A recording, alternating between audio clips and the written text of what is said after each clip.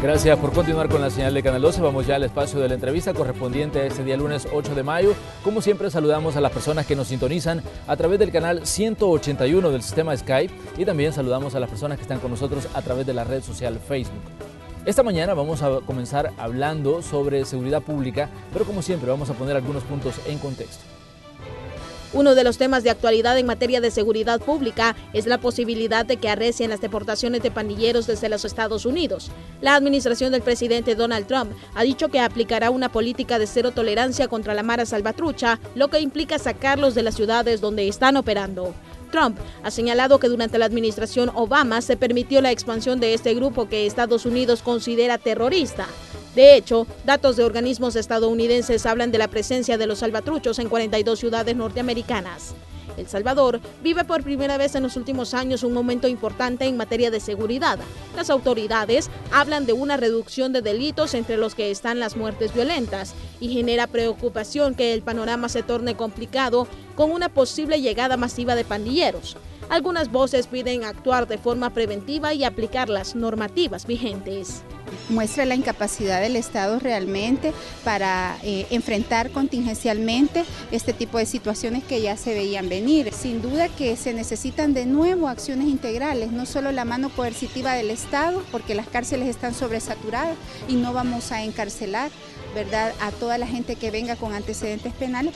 Yo creo que con un buen sistema de extinción de dominio que permita recuperar muchos de estos fondos, El Salvador podría generar un fondo precisamente para la rehabilitación. Entre los cientos de deportados que llegan cada semana se estima que muchos son pandilleros o han tenido vínculos con estos grupos. El resto, es decir, la gran mayoría, son personas deportadas por faltas leves o por el simple hecho de ser indocumentados. El anuncio de la política de cero tolerancia por la administración Trump ha hecho reaccionar a legisladores. Algunos piden cárcel para los pandilleros que llegan a El Salvador. Reformas a la ley contra el terrorismo a efecto de que todo aquel salvadoreño perteneciente a maras o pandillas que sea deportado de los Estados Unidos pueda ser inmediatamente capturado. En la homilía de este domingo, la Iglesia Católica habló sobre el tema de las deportaciones de miembros de pandillas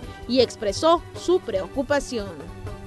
Pero ciertamente encontramos impotencia, como decir, si hubiera una deportación masiva, iba a ser difícil poder ser efectivos. Quien principalmente debe tomar las providencias del caso es el Estado. Y yo creo que se está trabajando en ese sentido. He escuchado declaraciones del señor canciller de la República, en donde asegura que están preparados, que están trabajando, que están en esa dirección. El fiscal general de la República, Douglas Meléndez, mientras tanto, planteó en la Asamblea Legislativa la creación de una base de datos para categorizar a los salvadoreños que vienen deportados de Estados Unidos. El funcionario dijo que no todos los compatriotas que son regresados al país por ingresar a la nación norteamericana de forma no autorizada son delincuentes. Sin embargo, considera que los que sí son aportan al aumento de los delitos. Con este tema, iniciamos la entrevista de este lunes en Hechos AM. Le vamos a dar la bienvenida a nuestros invitados en esta mañana de lunes. Saludamos al señor Ministro de Justicia y Seguridad, Mauricio Ramírez Landaverde. Señor Ministro, un gusto como siempre recibirlo en Canal 12. Bueno, el gusto es mío. Gracias por esta oportunidad. Buenos días. También se encuentra con nosotros el director general de la Policía Nacional Civil, Howard Cotto. Bienvenido, director. Muy buenos días, Manuel. Es un gusto saludarlo y saludar a toda la teleaudiencia de Canal 12. No hay duda que hay muchos temas en materia de seguridad, pero me gustaría que comenzáramos hablando de esta situación que tiene que ver con el combate al narcotráfico que se ha dado el fin de semana. Son 500 kilos de cocaína, de acuerdo a los reportes que estaban publicando siempre la Policía Nacional Civil, 500 kilos de cocaína que fueron encontrados en las costas. ¿Tienen ustedes datos sobre este nuevo alijo de droga que se ha encontrado en las costas salvadoreñas? Sí, efectivamente en esto hemos tenido bastante éxito, sobre todo en el año 2016, donde solo de cocaína incautamos aproximadamente 10 toneladas o poco más de 10 toneladas y este año no está siendo la excepción. De hecho, en el informe de seguridad que hemos hecho del tercer año de gestión del señor presidente, son alrededor de 9.000 kilos de droga los que se han incautado. En esa misma dirección es que, como usted dice, durante el fin de semana tuvimos esta incautación o hallazgo. Lamentablemente no tenemos detenciones, el cargamento no se encontraba en lancha, sino flotando exactamente a 197 millas de las costas, es decir, ya en el límite de los mares territoriales del Salvador, y estaban flotando y tenían un dispositivo de GPS, que es el que por lo general utilizan los narcotraficantes para luego poder encontrar otras embarcaciones ese producto. Tenían una boya para reconocerlo, pero obviamente no es posible reconocerlo o buscarlo a simple vista, sino que se necesita de dispositivos como estos, como GPS, para poderlos encontrar. Esta modalidad está siendo utilizada por estructuras de narcotráfico de Sudamérica. La idea es usar más o menos dos modalidades. Una es transportarlas en lancha, principalmente hasta las costas de Guatemala, y la otra es dejarlas en el mar, así como esta, y que otras lanchas lleguen a recogerla. En este caso, de acuerdo a la información que teníamos, lo que se esperaba es que lanchas procedentes de Guatemala fueran las que recogieran ese cargamento. Afortunadamente nosotros tuvimos esa información como policía de previo, lo transmitimos, pedimos el apoyo de la Fuerza Armada, y a través de la Fuerza Naval es que hemos podido traer hasta la Costa del Sol este cargamento, que está evaluado efectivamente en unos 12 millones de dólares. Sí. ¿Aproximadamente cuánta gente han logrado capturar por situaciones como esta? Porque en este caso no hay capturas, pero en otras sí hemos visto cómo los elementos de la Fuerza Armada, la misma policía, actúan y logran detener a mucha gente, que la mayoría son pues, de origen suramericano, ¿no? Prácticamente todos, en todos los casos, los detenidos son de origen centroamericano, salvo en algunas o excepcionalmente, que también son capturadas personas de Guatemala, principalmente, me refiero a la región, ¿verdad? Y en muy escasos o en muy raras ocasiones algún salvadoreño, pero siempre cuando esto sucede, sobre todo con guatemaltecos y salvadoreños, es porque los cargamentos se encuentran a distancias más cercanas a la costa, ¿verdad? Cuando se dan estas situaciones en alta mar o a largas distancias de la costa, por lo general, cuando hay detenidos, porque se interceptan las lanchas, son detenidos sudamericanos. Realmente ahorita no tengo el dato, pero sobre todo son personas de Colombia, Ecuador principalmente, los que están siendo detenidos y procesados luego en nuestro país por delitos relativos a droga. A veces por las características, la gente de narcóticos identifica la procedencia de la droga. En este caso, ¿tienen idea de dónde puede proceder? Casi siempre terminamos por identificar, solo que nosotros, si usted se fija, en todos los procedimientos, siempre hacemos, primero damos los datos del hallazgo, porque no queremos comprometer el hecho de pronunciarnos sobre un país determinado, de donde pueda venir la droga, sin haberlo verificado bien, ¿no? En base, hay algunas personas que dicen, pero es fácil porque siempre vienen marcados, y no es así, ¿verdad? Es cierto, los paquetes siempre vienen marcados, pero eso no establece inmediatamente la procedencia. Sí estamos claros que vienen de Sudamérica. Últimamente muchos de los hallazgos que hemos tenido en alta mar vienen de Ecuador, también a veces de costas colombianas, pero eso lo determinamos posteriormente, porque ahí sí ya tenemos que hacer un trabajo de inteligencia en conjunto con otras autoridades, sobre todo de Sudamérica, Interpol que nos permite establecer la procedencia exacta de esos cargamentos. Bueno, ese es uno de los temas a los que le estamos dando seguimiento esta mañana, ese hallazgo de drogas. Son 500 kilos de cocaína valoradas en más de 12 millones de dólares, de acuerdo a datos que ha proporcionado la División Antinarcóticos. Pero también hay otros temas que siguen en la agenda informativa. Señor ministro, la situación de las deportaciones a raíz de la política de cero tolerancia en los Estados Unidos. Ya vimos este primer encuentro que se dio en la Asamblea Legislativa. Ustedes como Gabinete de Seguridad, el mismo Fiscal General de la República, la Comisión de Seguridad. ¿Cómo veo el panorama luego de estos encuentros para ustedes ante esta situación que muchos consideran que es emergente, pero me gustaría que me diera su evaluación? Bueno, tenemos que verlo a la luz de los datos, de cómo está la situación este año, no prestarnos a especulaciones, que muchas veces lo que finalizan es alarmando innecesariamente a la gente. Veamos los datos. Este año, en los primeros 4 meses, lo que tenemos es una reducción de las deportaciones de salvadoreños, principalmente de México. Eso nos indica que este año menos salvadoreños están emigrando de forma irregular hacia los Estados Unidos.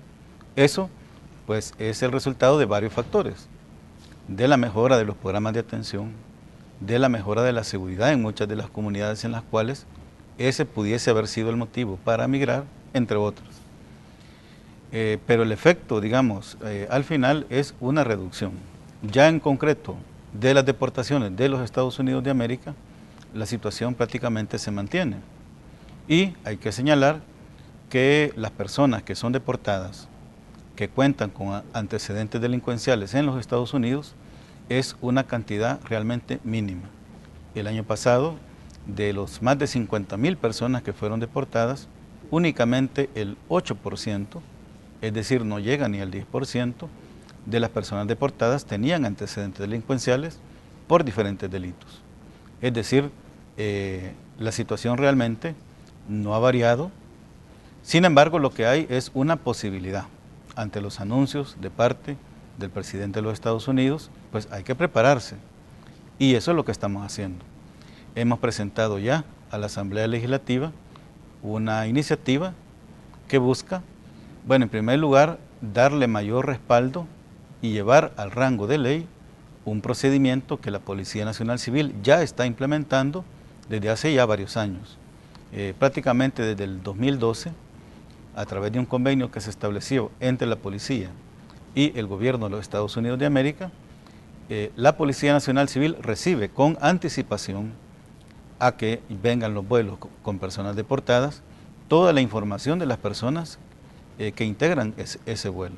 Precisamente, de forma ministro, que ese era uno de los puntos que le quería preguntar a usted sobre los niveles de cooperación con la policía de los Estados Unidos, porque en ciudades como Nueva York, por ejemplo, incluso han creado una fuerza antipandillas debido al problema que consideran ellos que les está generando esta situación.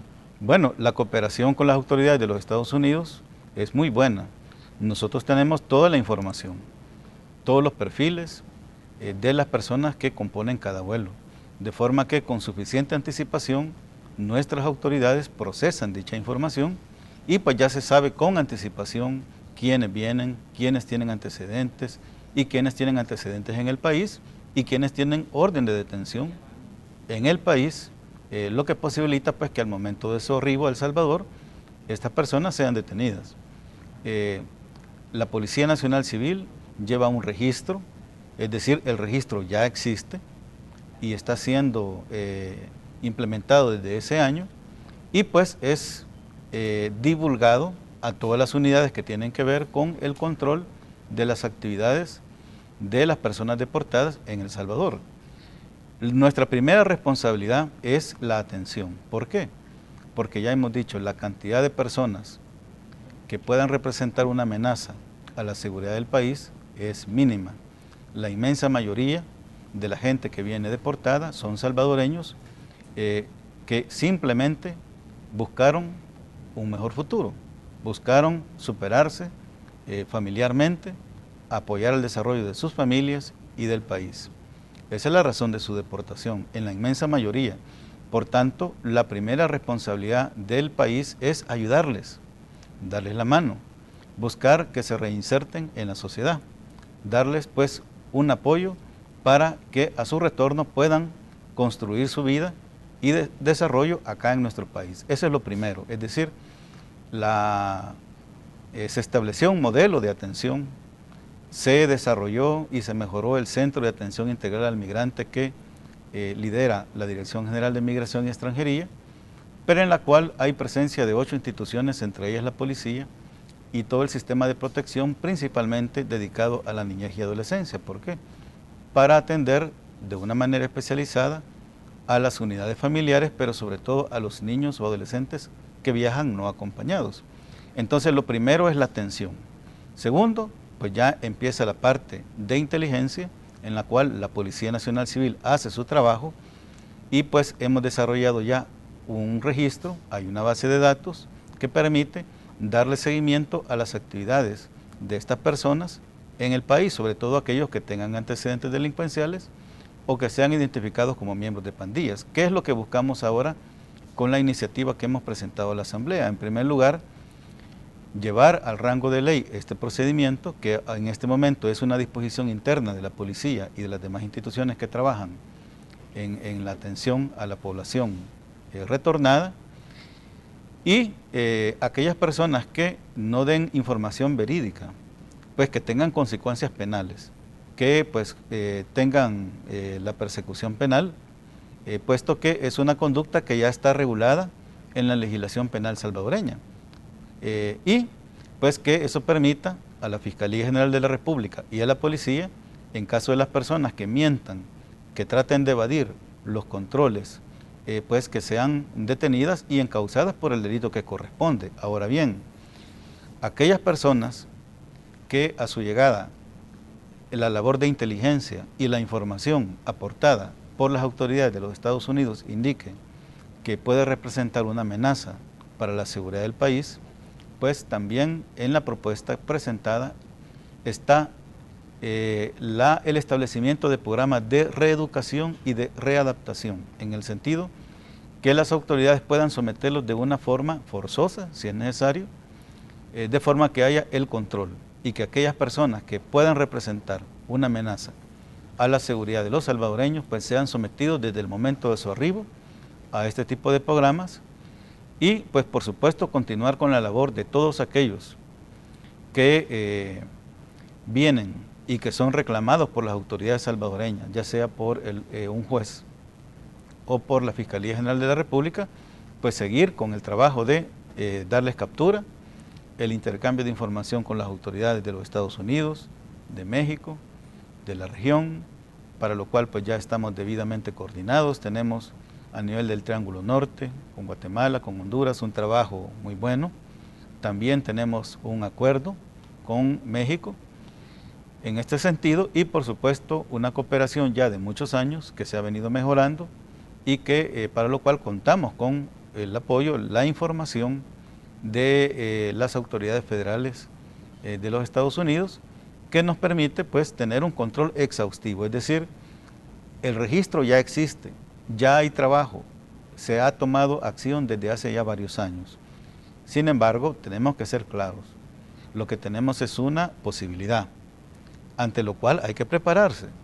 Pero actualmente, ¿qué podemos decir? La cantidad de personas retornadas va disminuyendo, y particularmente de los Estados Unidos de América prácticamente se ha mantenido. Es un porcentaje mínimo aquellos que tienen antecedentes delincuenciales en los Estados Unidos, es un porcentaje mínimo también aquellos que los tienen en nuestro país, y todas estas personas están sometidas al control respectivo. ¿Qué es lo que buscamos ahora?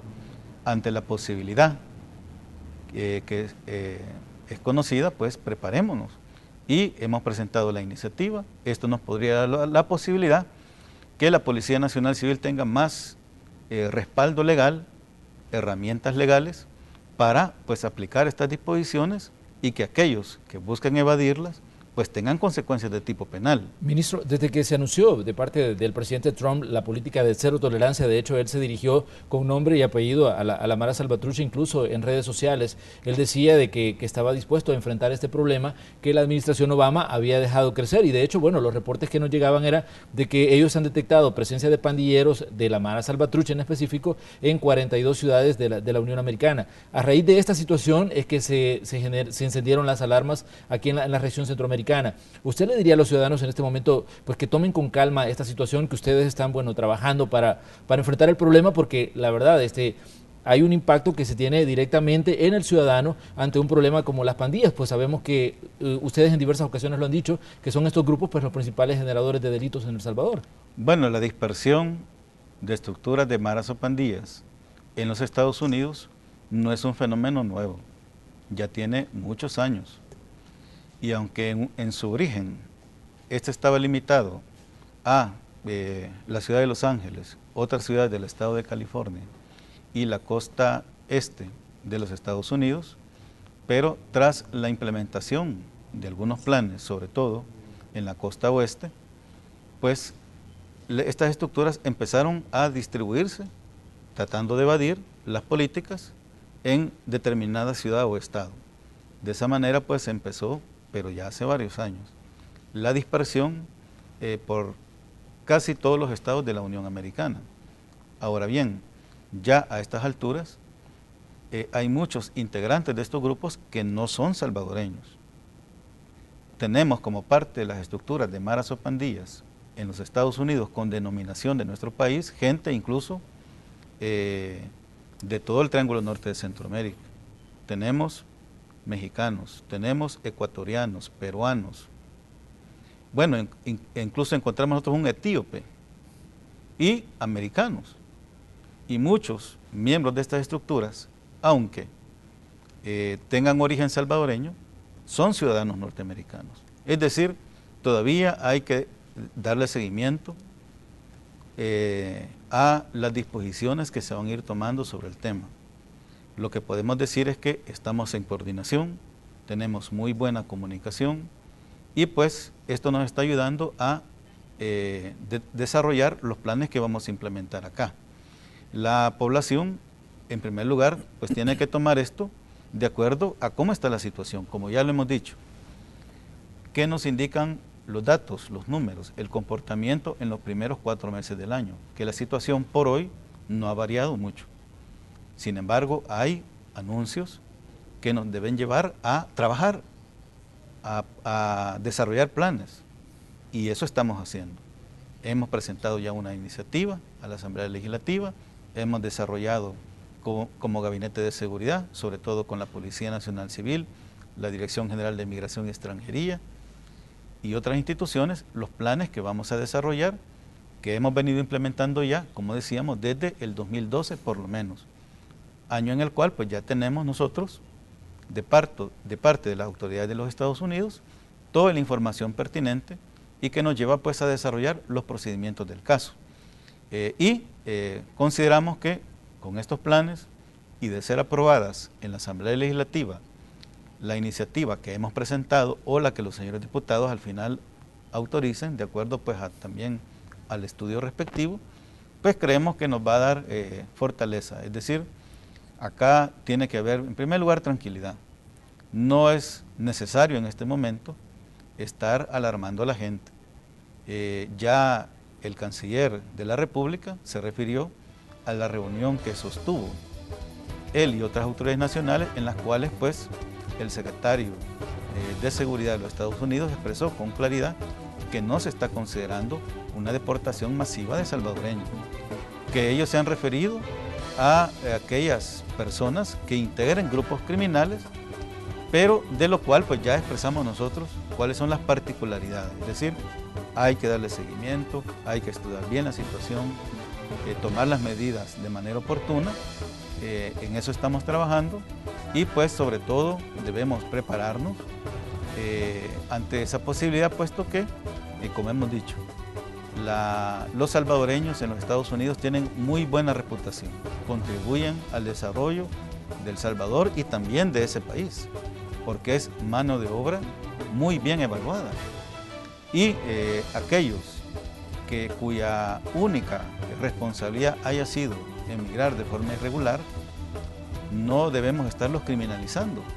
¿Por qué? Hay una situación bien importante, porque nosotros mismos estamos contribuyendo a su estigmatización aquí, pero también en los Estados Unidos. Y no, nosotros debemos preocuparnos en primer lugar por el respeto de sus derechos aquí y también allá. Esa debería ser nuestra primera preocupación y por supuesto en el ámbito de seguridad prepararnos. Lo estamos haciendo, estamos trabajando, estamos desarrollando los planes respectivos y ante la posibilidad, si se llega a dar, pues estamos listos.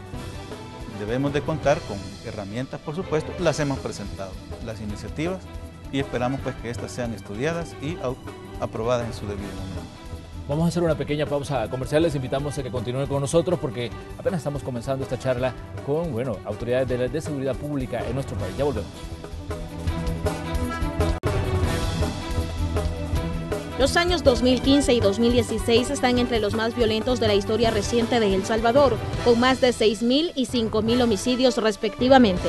Muchos de esos crímenes relacionados directamente con el accionar de las pandillas. 2017 está pintando un panorama diferente. Las autoridades dan cuenta en su último informe de una reducción del 53% de muertes violentas. La aplicación de medidas extraordinarias que han permitido retomar el control de las prisiones son unos de esos pasos considerados clave para reducir el crimen. La luz se ve al final del túnel, hay resultados concretos. Para las autoridades, ha sido clave también los golpes asestados a las estructuras de financiamiento de las pandillas, entre las que destaca la Operación Jaque, durante la que incautaron más de 100 vehículos, entre autobuses del transporte colectivo, automóviles, camiones y motocicletas, $34.500 en efectivo, congelaron 17 inmuebles y 34 cuentas bancarias. 63 estructuras de maras o pandillas han sido impactadas en todo el país. 63 estructuras de crimen organizado dedicadas a diferentes tipos de delitos. La Operación Jaque se considera además llevó a dividir a la pandilla Salvatrucha. El trabajo de las fuerzas de seguridad se refleja, según el último informe, en municipios asediados por estructuras criminales que reportan una reducción de los asesinatos, dice el gobierno. Sus ejemplos: Zacatecoluca con un 60%, Lourdes Colón con el 50%, Cojutepeque 43% y Ciudad Delgado el 37%. El resto de los delitos también representa una baja. El robo de vehículos reporta un 53%, sumando de un 34% de los hurtos. En el último año, las autoridades también detuvieron decenas de criminales de la lista de los 100 más buscados. 13 fallecieron en enfrentamientos con las fuerzas de seguridad. En el panorama de seguridad también aparecen declaraciones sobre el accionar de presuntos grupos de exterminio en algunas zonas del país. Nosotros tenemos información que todavía pudieran haber algunos grupos de exterminio, pero han disminuido sustancialmente. Siempre andamos también en busca de ellos porque están fuera del marco de la ley. Otro dato más en materia de seguridad es que el presidente de la Asamblea está de acuerdo con que se legalice a grupos ciudadanos armados como las autodefensas mexicanas. La diferencia es que aquí esos grupos defenderán a las comunidades del acecho de las pandillas. Continuamos con la entrevista de hoy. Bueno, en el espacio de la entrevista de este día estamos conversando con el señor ministro de Justicia y Seguridad y con el director general de la Policía Nacional Civil. Director, me gustaría que habláramos de este último punto. Usted ya daba declaraciones el fin de semana respecto a que no esté de acuerdo en que se creen este tipo de autodefensas, una propuesta que ha puesto sobre la mesa, digamos, el presidente de la Asamblea Legislativa. Tal vez que nos dé su punto de vista, ¿por qué no sería conveniente, por ejemplo, este tipo de estructuras en El Salvador? Bueno, a ver, en primer lugar, qué bueno que tenemos la oportunidad de hablar de este tema. Parece que hay algunas declaraciones sobre esto, ¿verdad? Pero cuando a mí se me preguntó sobre este tema, yo me refería principalmente a la situación de grupos armados de exterminio, es decir, aquellas estructuras criminales que haciendo o tratando de justificar su acción, matando o sacando de circulación a personas que cometen delitos, sobre todo pandilleros, han tomado armas y han ejecutado acciones de ese tipo. Y yo decía que incluso nosotros ya hemos desarrollado investigaciones de este tipo, que no solo hemos desarrollado las investigaciones, sino que en algunas ocasiones, haciendo estos procesos investigativos, hemos detectado la participación de miembros de la policía, los hemos detenido también, los hemos procesado y hemos ido adelante con ese tema. Sobre todo en cuanto a eso. En cuanto a lo que usted menciona, Manuel, de las autodefensas, es un tema que viene saliendo a la luz ya desde hace algún tiempo. Parece que a veces los temas, algunos temas surgen y luego vuelven a surgir en la agenda pública. Esto es todavía un tema de mucho debate. Obviamente, si algo así se quiere hacer, o si la ciudadanía o el país está dispuesto a que grupos de autodefensa funcionen, eso tendría que estar absolutamente regulado en la ley, independientemente de la opinión que cualquiera tenga, ¿verdad? Pero hay que tener claro que mientras no haya ninguna regulación y no haya consenso legal en torno a que grupos o estructuras así funcionen legalmente, eso no se puede permitir, ¿verdad? ¿Por qué? Porque ninguna solución que contemple que la ciudadanía se arme va a dar un buen resultado si no está debidamente regulado, si no está debidamente legalizado. Es algo bastante delicado, es algo incluso peligroso, y sobre ello no se puede hablar solo superficialmente, ¿verdad? Esto tendría, sí, como digo, si el país cree que esta sería una alternativa de solución, que estar absolutamente regulado legalmente, lo cual, Manuel, hoy por hoy no existe. No podemos estar hablando de ningún tipo de grupos de esto si no existe el respaldo legal. Estamos, y la Policía Nacional Civil es una de las primeras instituciones que tiene que guiarse y respetar el Estado de Derecho. Ninguna solución paralela, alternativa, por la vía de opiniones públicas puede generarse y puede funcionar en el país. Eso sería terrible, eso sería muy, muy delicado. Esperarían ustedes que se les llame para... Al final, la medicina, si así lo podemos llamar, puede salirnos más cara que la enfermedad. Entonces hay que tener mucho cuidado en eso. Y nosotros hemos dicho y queremos ser enfáticos que mientras eso no suceda, que ya es algo que sale del ámbito de la policía, obviamente ya ahí la policía no tiene facultades de decisión sobre habilitar a través de la ley a personas que actúen en esa dirección, pues eso no es legal, no está dentro del marco jurídico y por ende no pueden funcionar estructuras de este tipo en nuestro país.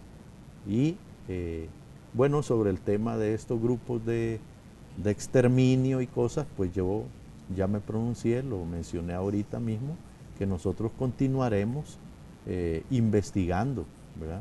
Y quiero decir que sí, efectivamente, lo dije hace unos días, hay investigaciones que nosotros seguimos desarrollando en esa dirección porque nos interesa crear precedentes que no establezcan o que no permitan generar en la conciencia nacional la idea que en otros países ha tenido fuerza, como por ejemplo en Guatemala, incluso en México, de personas que se toman la justicia por su propia mano, que incluso son bien vistas y hasta justificados por algunos sectores de la sociedad, cuando al final lo que resulta de estos procesos, ya con el paso del tiempo, es generar más violencia, más descontrol grupos que terminan siendo sicarios pagados, ¿verdad?, para atentar contra cualquier tipo de persona,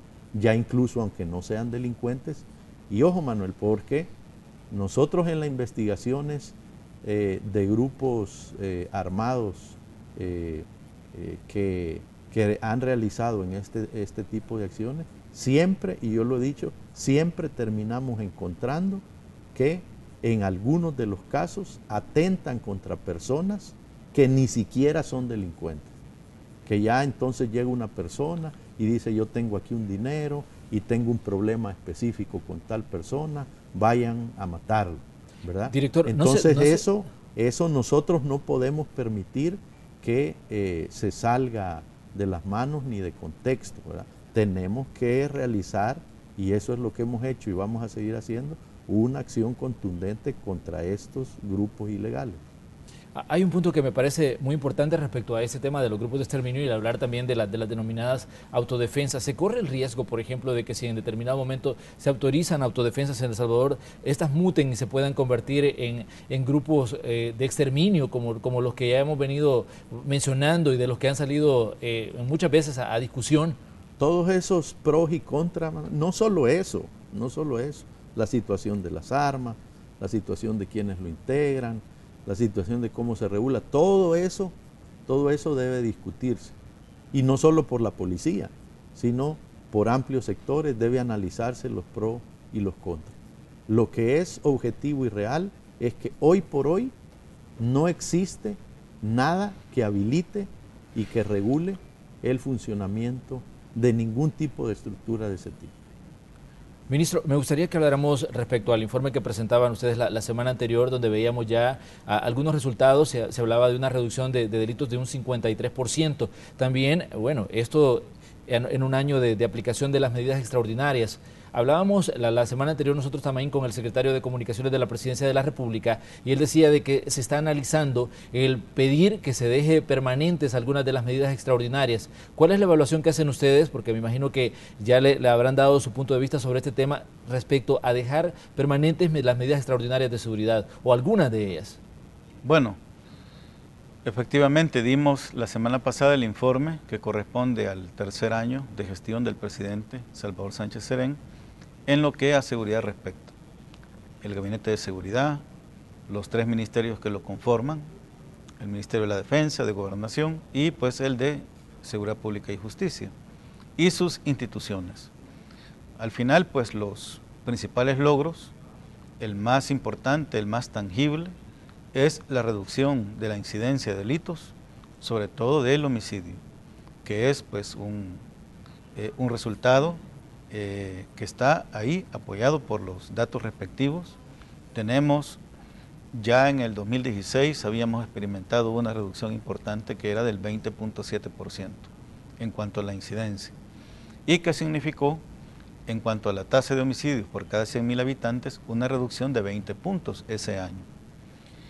Este año 2017 la situación incluso ha mejorado respecto al anterior.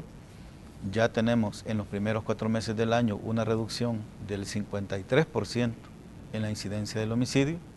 De seguir así, de mantener esta tendencia, pudiésemos este año 2017 reducir 20 puntos más la tasa de homicidios por cada 100.000 habitantes. Es decir, tenemos ya una tendencia clara a la reducción, la cual pues si vemos el histórico en los últimos 2 periodos de la tendencia del homicidio, podemos ver que ya a inicio del 2016 había una tendencia positiva a reducirse, pero que esta se vuelve más clara y más marcada a partir de abril de ese año, en el que inicia la implementación de las medidas extraordinarias. Es decir, estas medidas sin duda que han traído un impulso importante al desarrollo de los planes y a sus resultados. Efectivamente, nosotros estamos iniciando el segundo año de aplicación de estas medidas. Pues fue aprobado por los señores diputados la extensión de su aplicación un año más. Es decir, que vamos a tener por lo menos hasta el 2018 la vigencia de estas medidas. En este periodo nosotros pues estamos trabajando por el desarrollo de importantes acciones. Una de las principales es en el sistema penitenciario. El sistema penitenciario se está transformando, se está depurando, se está tecnificando. Estamos ya avanzando en el desarrollo de proyectos de infraestructura importantes, ya con centros penitenciarios modernos, con infraestructura ya hecha directamente para lo que es un centro de cumplimiento de penas, con las medidas de seguridad física, tecnológica adecuadas.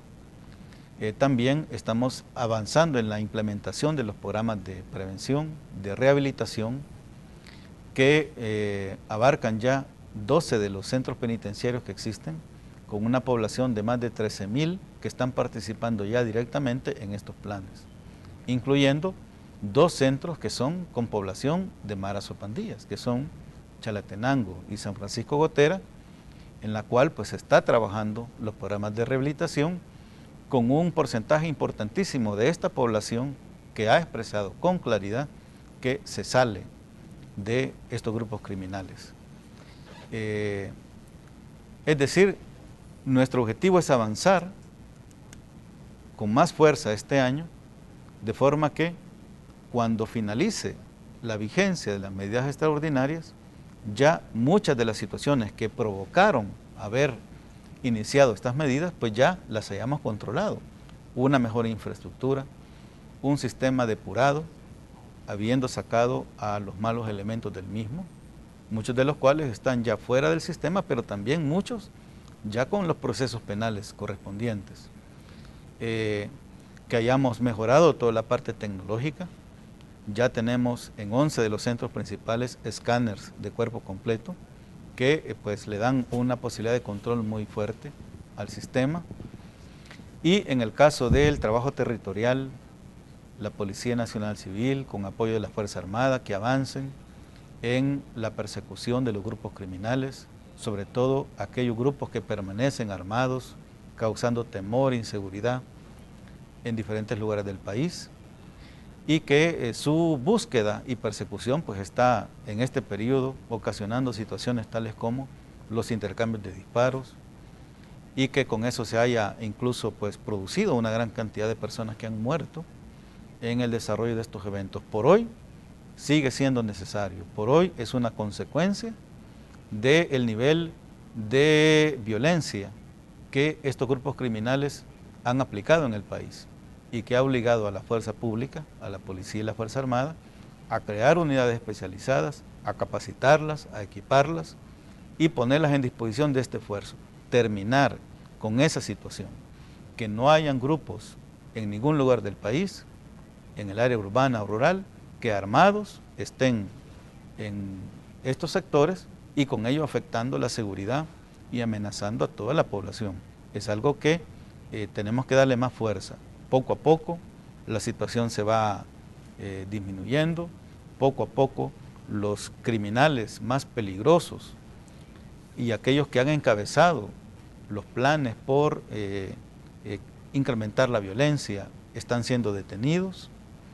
Hemos entrado ya también a la modalidad de intervenir los grupos criminales a partir de sus finanzas, con los casos importantes que se han llevado a cabo y en los cuales pues ya el Estado, a través del Consejo Nacional de Administración de Bienes, ha tomado posesión ya de muchos bienes de todo tipo, dinero, y lo que ha constituido un avance importante, no solamente la captura, la investigación de los hechos y llevar a los responsables ante la justicia, sino empezar a quitar los recursos, los bienes, la parte financiera de la organización criminal. Seguimos avanzando en ello. Esto nos va a llevar, esperamos, el próximo año, cuando ya finalice la vigencia de las medidas extraordinarias, a que muchas de las situaciones que las provocaron las hayamos superado, porque estamos trabajando en la infraestructura penitenciaria a todo vapor, proyectos importantísimos que nos van a llevar a contar con centros mejores y más seguros, en la Policía Nacional Civil y la Fuerza Armada, a su equipamiento, a su despliegue en todo el territorio nacional, pero sobre todo a implementar una estrategia más integral. No solamente se basa en estos esfuerzos, sino que poco a poco, a través de los programas preventivos, otras instituciones, las comunidades, los gobiernos locales se van empoderando del territorio y dándoles vida, tomando espacios públicos que antes estaban abandonados, que antes eran lugares de riesgo, hoy son lugares rehabilitados, donde hay actividades de todo tipo, es decir, a consolidar un sistema de seguridad a partir de una estrategia más integral, más participativa, que no se base únicamente en el esfuerzo del gobierno, sino de todos los sectores sociales y políticos, que cuente con consensos importantes de todas las fuerzas políticas representadas en el país, que tenga un financiamiento, como ya lo tiene, pero sobre todo que busque atacar el problema de violencia ya no solo a través de la represión.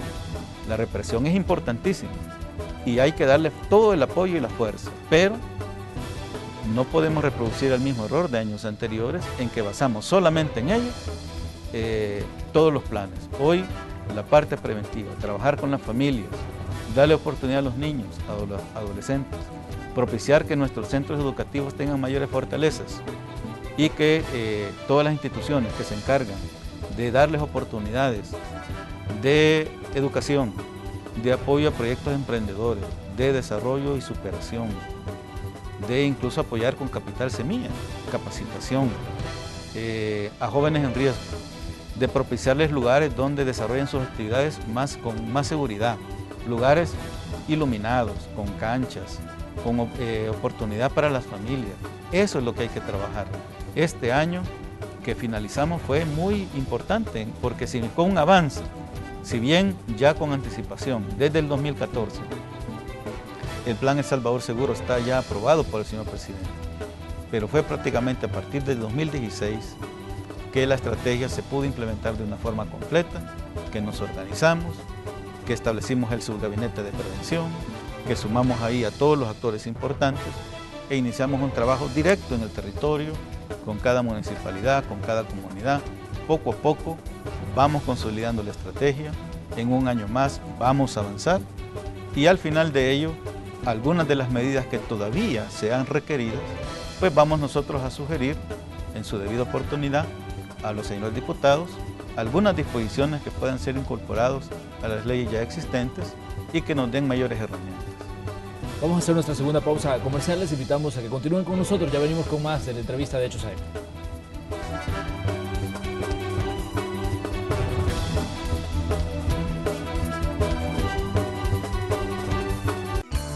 Aceite Capullo, cuida los corazones que amas. Las mujeres somos soñadoras, algunas aventureras, otras sin límites. Vemos una posibilidad en cualquier momento. Nos encanta estar felices, somos mujeres. Y ahora ya podemos estar tranquilas, porque Cloten 1 es nuestro aliado. Cloten 1 elimina la infección vaginal provocada por hongos con una sola dosis. Disfruta todos los días. Cloten 1, el secreto mejor guardado. Soy determinada, me apasionan los temas judiciales, vigilo de cerca el acontecer político y económico, informo del lugar y el momento oportuno.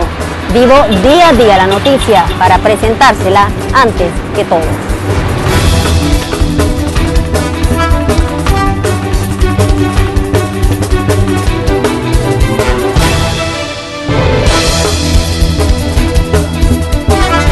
Soy Raquel Herrera, les informa en Noticiero Hechos, Canal 12, Central de Noticias TUTV y Radio Sonora 104.5.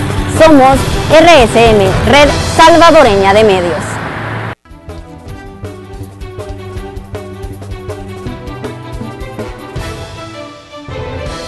Gracias por continuar con nosotros. Estamos ya en la recta final del espacio de la entrevista correspondiente a ese día lunes 8 de mayo de 2017. Estamos conversando con el señor ministro de Justicia y Seguridad y con el director general de la Policía Nacional Civil. Entre las situaciones que se han entrado a discusión está la posibilidad de tomar medidas legales para favorecer a los elementos de la policía que se ven involucrados en enfrentamientos en los que mueren presuntos delincuentes. ¿Cómo ven ustedes esta situación, director?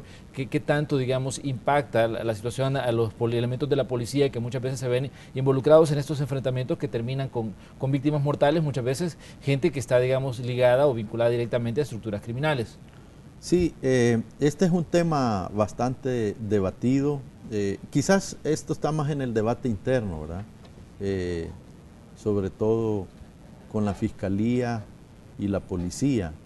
Y esto ha generado, sí, ya algunas reformas que no son nuevas, que facilitan los procesos que determinan al final la responsabilidad penal o no de un miembro de la Policía o de la Fuerza Armada en este tipo de hechos. Hay que entender que estamos hablando, a lo que tú te refieres, Manuel, es a hechos en los cuales la policía interviene en procedimientos, en clara desempeño de su función, hay agresiones armadas, hay respuestas y producto de ello hay personas fallecidos, sobre todo o casi en el 100% de los casos pandilleros, ¿verdad? Miembros de pandillas. Este tema se ha discutido mucho, algunas reformas se han hecho que facilitan, pero qué bueno que la discusión sobre este tema pueda continuar, porque sí es un aspecto que hay que decirlo con claridad, incide mucho en la disposición moral del personal policial, es decir, tú puedes imaginarte el estado de ánimo que puede haber en un policía que actuando con las herramientas que le da la ley, mata a un delincuente y posteriormente es procesado penalmente. Nosotros tenemos plena claridad que los hechos no se pueden dejar así. Hay que investigarlo porque hay que decantar que realmente esto fue en un acto de defensa y en un acto del servicio. Eso está muy claro, es decir, nosotros en ningún momento y desde ningún punto de vista nunca plantearíamos una idea de decir en cada ocasión que un policía mate a un delincuente, así que quede, no digamos nada ni hagamos nada y se acabó. Nunca lo hemos planteado, ni nosotros creemos que lo vamos a plantear, ¿verdad? Lo que pasa es que en esto la ley deja como dos alternativas y en esto incide bastante también la disposición o la decisión que toma el fiscal que está en el lugar de los hechos, ¿verdad? Y hay ocasiones en que se determina que no se puede individualizar, que hay que dejar ese hecho bajo una lógica que nosotros le llamamos sobreaveriguar, es decir, que el proceso avance y se determine si realmente hubo participación de los elementos y quién en particular, y otro, ¿verdad?, criterio es no, mejor que se detenga de un solo al policía, ¿verdad?, se va a la audiencia preliminar, ahí se deja claramente demostrado que fue en un acto del servicio, de defensa propia, etcétera, y es sobreseído ahí definitivamente y ya no hay posibilidad de continuar con ese proceso. Entonces esas son las dos dinámicas, pero siempre, y esto no es de los últimos años, Manuel, sino en toda la historia de la policía, ha habido obviamente un efecto negativo cuando a un miembro de la policía se le deja detenido por el hecho de haber participado en un acto del servicio así. Nosotros siempre veremos con buenos ojos cualquier alternativa que busque agilizar y facilitar una rápida determinación de la responsabilidad para que el policía no sea detenido, pueda seguir trabajando, etc. Aclarando, porque esto sí lo debo decir con vehemencia, aunque ya lo planteé, que estamos hablando de situaciones en las cuales un miembro de la policía actúa en actos del servicio acorde a la ley, defendiendo su propia vida, la de sus compañeros o de otras personas que la tienen en riesgo. Bueno, lastimosamente el tiempo se nos ha terminado, nos quedan algunos puntos en la agenda, pero obviamente vamos a invitarlos nuevamente para que vengan a conversar con nosotros sobre el trabajo en seguridad pública. Le agradecemos, señor ministro, gracias por venir a Canal 12. Gracias a ustedes por la invitación. Muy buenos días. Gracias, director. Gracias, Manuel. Igual. Bueno, cerramos nosotros el espacio de la entrevista correspondiente a este día lunes, 8 de mayo de 2017, pero les invitamos a que sigan con la señal de Canal 12. Ya venimos con la segunda parte de Noticiero Hechos.